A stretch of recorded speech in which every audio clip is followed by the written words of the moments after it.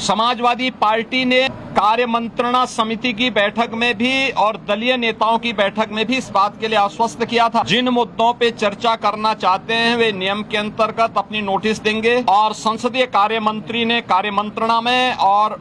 दलीय नेताओं की बैठक में मैंने स्वयं भी इस बात के लिए कहा था कि जो भी विषय अध्यक्ष पीठ के द्वारा स्वीकृत तो होंगे और चर्चा के लिए स्वीकार किए जाएंगे, उन पर सत्ता पक्ष की ओर से तर्कपूर्ण तरीके से उसका जवाब भी दिया जाएगा। बावजूद अयोध्या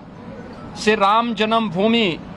से संबंधित मामले में जानते हुए कि माननीय उच्चतम न्यायालय में ये मामला लंबित है, उस पूरे प्रकरण की गंभीरता को समझते हुए भी इन्होंने न केवल आज सदन की अवमानना की है, सदन का अपमान किया है, साथ ही माननीय उच्चतम न्यायालय में लंबित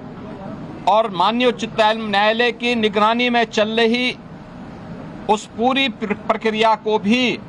अपमानित करने का शर्मनाक प्रयास समाजवादी पार्टी के द्वारा किया गया। अन्य अध्यक्ष विधानसभा ने बार बार कहा कि हम चर्चा को स्वीकार करते हैं, अपनी बात को आप नियमों के अंतर्गत सदन के फ्लोर में रखिए, सदन में रखिए, लेकिन सदन की कार्रवाई को विरोध करना, प्ले कार्ड लहराना, अध्यक्ष पीठ की अवमानना करते हुए जो अपमानजनक व्यवहार सदन के अंदर समाजवादी पार्टी का था, वह अत्यंत निंदनीय है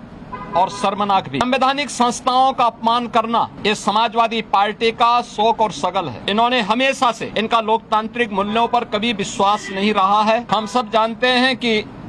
हल्ला बोल जिस पार्टी का मुख्य उद्देश्य रहा हो वो लोकतांत्रिक कैसे कही जा सकती है। हल्ला बोल पर ये विश्वास करते हैं, कभी मीडिया पर हमला करते हैं, कभी संवैधानिक संस्थाओं पर हमला करते हैं। ये न्यायालय की बात को नहीं मानते, ये सदन में नियम और परनियम और परंपराओं का पालन नहीं करते, ये भारत की संवैधानिक संस्थाओं का अपमान करते हैं, कभी चुनाव आयोग का अपमान करते हैं, कभी किसी न्यायाधिकरण या न्यायालय के अधीन संचालित किसी आयोग में लंबित किसी प्रकरण में जबरन उस प्रकरण को चर्चा के लिए नहीं, लेकिन आरोप प्रत्यारोप के माध्यम से तर्कहीन मुद्दों को उठा करके इनके द्वारा माहौल में केवल नकारात्मक और भ्रामक सूचनाओं का प्रचार प्रसार करने का प्रयास होता है। समाजवादी पार्टी का और विपक्ष का यह आचरण अलोकतांत्रिक भी है और संवैधानिक भी है। संविधान निर्माताओं का और बाबा साहब भीमराव अम्बेडकर की भावनाओं का अपमान भी है।